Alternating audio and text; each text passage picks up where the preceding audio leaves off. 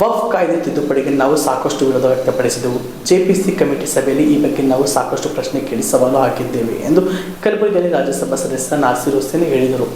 ಕಲಬುರಗಿಯಲ್ಲಿ ಸುದ್ದಿಗಾರರೊಂದಿಗೆ ಮಾತನಾಡಿ, ಮುಜರಾಯಿ ಇಲಾಖೆ, ಸಿಖ್ ಕಮಿಟಿ, ಕ್ರಿಶ್ಚಿಯನ್ ಸೇರಿದಂತೆ ದೇಶದಲ್ಲಿ ಸಾಕಷ್ಟು ಆ್ಯಕ್ಟ್ಗಳಿವೆ. ಈ ಎಲ್ಲ ಆ್ಯಕ್ಟ್ಗಳಿಗೆ ದೇಶದಲ್ಲಿ ಒಂದೇ ಥರ ರೂಲ್ಸ್ ರೆಗ್ಯುಲೇಷನ್ಸ್ ಮಾಡೋಣ ಅಂತಿದ್ವಿ. ಆದರೆ ನಮ್ಮ ಯಾವ ಮನವಿ ಪುರಸ್ಕರಿಸದೆ ವಕ್ಫ್ ಕಾಯ್ದೆ ತಿದ್ದುಪಡಿ ಮಾಡುವ ಒಂದೇ ಮೈಂಡ್ ಸೆಟ್ನಿಂದ ಬಂದಿದ್ದರು. ರಾಜ್ಯಸಭಾ ಲೋಕಸಭಾ ಎರಡೂ ಕಡೆ ಮೆಜಾರಿಟಿಯಿಂದ ಕಾರಣ ಬಿಲ್ ಪಾಸ್ ಮಾಡಿದ್ದಾರೆ. ವಕ್ಫ್ ಕಾಯ್ದೆ ತಿದ್ದುಪಡಿ ವಿರುದ್ಧ ಸಾಕಷ್ಟು ಜನ ಸುಪ್ರೀಂ ಕೋರ್ಟ್ನಲ್ಲಿ ಚಾಲೆಂಜ್ ಮಾಡಿದ್ದಾರೆ. ಸರ್ಕಾರ ಯಾವುದೇ ಕಾಯ್ದೆಗೆ ತಿದ್ದುಪಡಿ ಮಾಡಿದರೆ ಪ್ರತಿಭಟನೆ ಮಾಡಲು ಜನರಿಗೆ ಅವಕಾಶವಿದೆ. ವಕ್ಫ್ ಕಾಯ್ದೆ ತಿದ್ದುಪಡಿ ಬಗ್ಗೆ ಕೋರ್ಟ್ನಲ್ಲಿ ವಿಚಾರಣೆ ಇದೆ, ಏನಾಗುತ್ತೆ ನೋಡೋಣ ಎಂದರು.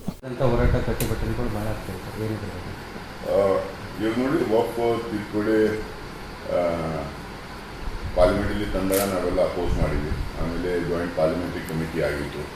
ಜಾಯಿಂಟ್ ಪಾರ್ಲಿಮೆಂಟ್ರಿ ಕಮಿಟಿಯಲ್ಲಿ ಕೂಡ ಸಾಕಷ್ಟು ಸವಾಲುಗಳು ನಾವು ಅವ್ರಿಗೆ ಕೇಳಿದ್ವಿ, ಪ್ರಶ್ನೆಗಳು ಕೇಳಿದ್ವಿ. ಆಮೇಲೆ ನಾವು ಅವಾಗಲೇ ಹೇಳಿದ್ದೀವಿ, ಇದು ಕಂಪ್ಯಾರಿಟಿವ್ ಅನಾಲಿಸಿಸ್ ಇದಕ್ಕಾಗಬೇಕು.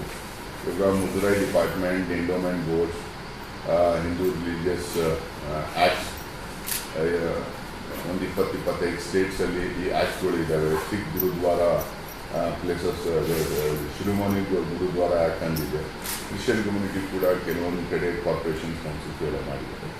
ನಾವು ಹೇಳಿದ್ವಿ, ಈ ಎಲ್ಲ ಆ್ಯಕ್ಟ್ಸು, ವಕ್ಫ್ ಬೋರ್ಡು, ಎಂಡೋಮೆಂಟ್ ಬೋರ್ಡು, ಮುಜರಾಯಿ ಡಿಪಾರ್ಟ್ಮೆಂಟ್ ಇವೆಲ್ಲರಿಗೆ ಒಂದೇ ಥರದ ಗವರ್ನೆನ್ಸ್ ಮತ್ತು ಅಡ್ಮಿನಿಸ್ಟ್ರೇಷನಲ್ಲಿ ಒಂದೇ ಥರದ ರೂಲ್ಸ್ ರೆಗ್ಯುಲೇಷನ್ಸ್ ಮಾಡೋಣ, ಕಂಪ್ಯಾರಿಟಿವ್ ಅನಾಲಿಸಿಸ್ ಮಾಡೋಣ, ಎಲ್ಲ ನಾಗರಿಕರಿಗೆ ಒಂದೇ ಥರದ್ದು ರೂಲ್ಸ್ ಇರಲಿ ಅಂದ್ಬಿಟ್ಟು ಹೇಳಿದ್ವಿ.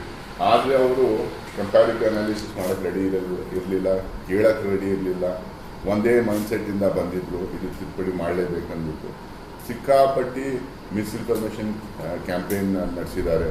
ನಡೆಸಾದ್ಮೇಲೆ ಈ ಬಿಲ್ ಅಂತ ತೊಗೊಂಡ್ಬಂದರು. ಯಾಕಂದರೆ ಅವರಿಗೆ ಪಾರ್ಲಿಮೆಂಟಲ್ಲಿ ಲೋಕಸಭಾ ರಾಜ್ಯಸಭಾ ಎರಡೂ ಕಡೆ ಮೆಜಾರಿಟಿ ಇತ್ತು, ಮೆಜಾರಿಟಿಯಿಂದ ಪಾಸ್ ಮಾಡಿದ್ದಾರೆ. ಬಟ್ ಅದರಲ್ಲಿ ಸುಮಾರು ಅನ್ಕಾನ್ಸ್ಟಿಟ್ಯೂಷನಲ್ ಪ್ರೊವಿಷನ್ಸ್ ಇದೆ. ಆ ಸಂವಿಧಾನದ ಪ್ರೊವಿಷನ್ಸ್ ಅದರಲ್ಲಿದೆ. ಅದಕ್ಕೆ ಸುಮಾರು ಜನರು ಸುಪ್ರೀಂ ಕೋರ್ಟಲ್ಲಿ ಚಾಲೆಂಜ್ ಮಾಡಿದ್ದಾರೆ. ಕೋರ್ಟ್ ಕೂಡ ಅವೇ ಪ್ರಶ್ನೆಗಳು ಕೇಳ್ತಾ ಇದ್ದಾವೆ. ನಾವೇನು ಪ್ರಶ್ನೆಗಳು JPCಯಲ್ಲಿ ಮತ್ತು ಪಾರ್ಲಿಮೆಂಟಲ್ಲಿ ಏನು ಪ್ರಶ್ನೆಗಳು ಕೇಳಿದ್ದೀವಿ, ಸೇಮ್ ಪ್ರಶ್ನೆಗಳಿಗೆ ಕೋರ್ಟ್ ಕೂಡ ಅವರಿಗೆ ಸರ್ಕಾರ ಕೇಳ್ತಾರೆ.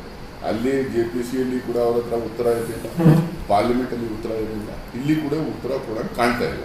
ಸೊ ಅದಕ್ಕೆ ಉಚ್ಚ ನ್ಯಾಯಾಲಯ ಮೇಲೆ ನಾವು ಬಿಟ್ಟಿದ್ದೀವಿ. ಬಟ್ ಜನರಿಗೆ ಯಾವುದಾನ ಬಿಲ್ ಪಾಸ್ ಆದಮೇಲೆ ಅದರ ವಿರುದ್ಧ ಪ್ರೊಟೆಸ್ಟ್ ಮಾಡೋಕ್ಕೆ ಅವ್ರಿಗೆ ಹಕ್ಕಿದೆ. ಅದರ ವಿರುದ್ಧ ಒಂದು ಒಪಿನಿಯನ್ ಮೊಬಿಲೈಸ್ ಮಾಡೋಕ್ಕೆ ಅವ್ರಿಗೆ ಹಕ್ಕಿದೆ. ಆಮೇಲೆ ಕೋರ್ಟಲ್ಲಿ ಕೂಡ ಜನರಿಗೆ ಹೋಗಿ ಪೆಟಿಷನ್ ಫೈಲ್ ಮಾಡೋಕ್ಕೆ ಕೂಡ ಅವ್ರಿಗೆ ಹಕ್ಕಿದೆ. ಅಲ್ಲಿ ಕೋರ್ಟಲ್ಲಿ ನಡೀತಾ ಇದೆ, ಜನರು ಪ್ರೊಟೆಸ್ಟ್ ಮಾಡ್ತಾ ಇದ್ದಾರೆ, ಪ್ರತಿಭಟನೆ ಮಾಡ್ತಾ ಇದ್ದಾರೆ. ಆಮೇಲೆ ಇವಾಗ ಕರಾಳ ಕಾನೂನು ಏನು ನಾವು ನೋಡಿದ್ದೀವಿ ರೈತರಿಗೆ, ಆ 3 ಕಾನೂನು ತಂದಾಗ ಕೂಡ ನಾವೆಲ್ಲ ಭಾಳ ಗಲಾಟೆ ಮಾಡಿದ್ದೀವಿ ಅವಾಗ ರಾಜ್ಯಸಭಾ ಲೋಕಸಭಾದಲ್ಲಿ. ಆದರೆ ಅವಾಗೂ ಸರ್ಕಾರ ಕೇಳಿರಲಿಲ್ಲ. ಅವರಿಗೆ ಹಿಂದೆ 14 ತಿಂಗಳಾದಮೇಲೆ ಅವ್ರಿಗೆ ಹಿಂದೆ ತೊಗೋಬೇಕಾಗಿತ್ತು, ವಾಪಸ್ ತೊಗೋಬೇಕು ಅಂತ ಪರಿಸ್ಥಿತಿ ಅವರಿಗೆ ಹುಟ್ಟಿತ್ತು. ಅದಕ್ಕೆ ಅವ್ರು ವಾಪಸ್ ತೊಗೋಬೇಕಾಗಿತ್ತು. ಅವರು ಅದೇ ಥರ ಜನರು ಅಂದ್ಕೊಂಡು ಪ್ರೊಟೆಸ್ಟ್ ಮಾಡ್ತಾ ಇದ್ದಾರೆ ಎಲ್ಲ ಕಡೆ. ಅದೇ ಇವತ್ತು ಹಿಯರಿಂಗ್ ಇದೆ. ಅವತ್ತು ಕೋರ್ಟ್ ಅವರು ಇಂಟೀರಿಯರ್ ಮಾಡಿ ಕೊಡೋಕ್ಕೆ ರೆಡಿ ಆಗಿದ್ರು. ನಾವೆಲ್ಲ ಲೈವ್ ಸ್ಪೀಚ್ ನೋಡ್ತಾ ಇದ್ವಿ. ಅವಾಗ ತುಷಾರ್ ಮೆಹ್ತಾ ಸರ್ಕಾರದಿಂದ ವಕೀಲ ಸಾಲಿಸಿಟರ್ ಜನರಲ್ ಇದ್ದವರು ತುಂಬ ಒತ್ತಾಯ ಮಾಡಿ ಟೈಮ್ ಕೂಡ ಕೇಳಿದ್ರು. ಟೈಮ್ ಕೊಟ್ಟಾಗ ಅವರಿಗೆ 7 ದಿವಸ ಟೈಮ್ ಕೊಟ್ಟಿದ್ದು ರಿಟರ್ನ್ ಸಬ್ಮಿಷನ್ಸ್ ಮಾಡೋಕ್ಕೆ. ಆಮೇಲೆ ಅದಕ್ಕೆ ವಿರೋಧವಾಗಿ ವಾದ ಯಾರು ಮಾಡ್ತಾ ಇದ್ದಾರೆ ಆ ಲಾಯರ್ಸಿಗೆ ಕ್ಲಬ್ ಮಾಡಿ ಅವರಿಗೆ ರಿಟರ್ನ್ ಸಬ್ಮಿಷನ್ಸ್ ಅವ್ರಿಗೆ ಕೂಡ ರಿಪ್ಲೈ ಕೊಡಿ ಅಂದ್ಬಿಟ್ಟು ಅವ್ರಿಗೆ ಕೂಡ 5 ದಿವಸ ಟೈಮ್ ಕೊಟ್ಟಿದ್ದು. ಇಬ್ಬರು ಸರ್ಕಾರ ಮತ್ತು ವಿಪಕ್ಷ ಕಡೆಯಿಂದ ರಿಟರ್ನ್ ಸಬ್ಮಿಷನ್ಸ್ ಕೋರ್ಟಲ್ಲಿ ಕೊಟ್ಟಲಾಗಿದೆ. ಇವತ್ತು ಆ ಹಿಯರಿಂಗ್ ಮಧ್ಯಾಹ್ನ ಮೇಲೆ ಆ ಹಿಯರಿಂಗ್ ಇದೆ. ಆ ಹಿಯರಿಂಗಲ್ಲಿ ನಮಗೊಂದು ಉತ್ತಮವಾದ ಜಜ್ಮೆಂಟ್ ಬರುತ್ತೆ ಅಂದ್ಕೊಂಡಿದ್ದೀವಿ ನಾವೆಲ್ಲರೂ. ಅದರಲ್ಲಿ ಅವ್ರು ಕೇಳಿರೋ ಪ್ರಶ್ನೆ ನಾವು ಮುಂಚೆ ಕೇಳಿರೋ ಪ್ರಶ್ನೆ ಒಂದಾಗಿರೋದ್ರಿಂದ ನಮಗೆ ಒಂದಷ್ಟು ರಿಲೀಫ್ ಸಿಗ್ಬೋದು. ಆಮೇಲೆ ಅನ್ಕಾನ್ಸ್ಟಿಟ್ಯೂಷನಲ್ ಪ್ರೊವಿಷನ್ಸ್ ಏನಿದೆ ಅದಕ್ಕೆ ಸುಪ್ರೀಂ ಕೋರ್ಟ್ ಅವರು ಅದಕ್ಕೆ ನಲ್ ಆ್ಯಂಡ್ ವಾಯ್ಡ್ ಡಿಕ್ಲೇರ್ ಮಾಡ್ಬೋದು. ಅದಕ್ಕೆ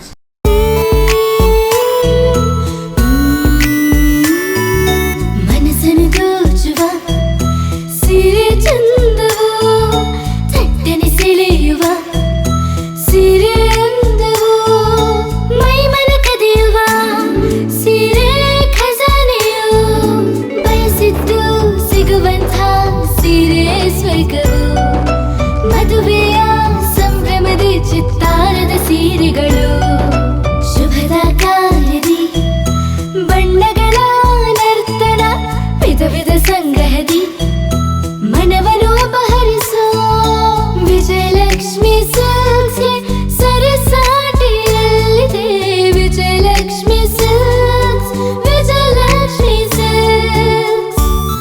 ಜಿಲ್ಲೆಯಲ್ಲಿಯೇ ಮಹಿಳೆಯರ ಮತ್ತು ಮಕ್ಕಳ ವಸ್ತ್ರಗಳ ಏಕೈಕ ಅತಿ ದೊಡ್ಡ showroom Vijayalakshmi silks, city centre mall, super market road, Gulbarga.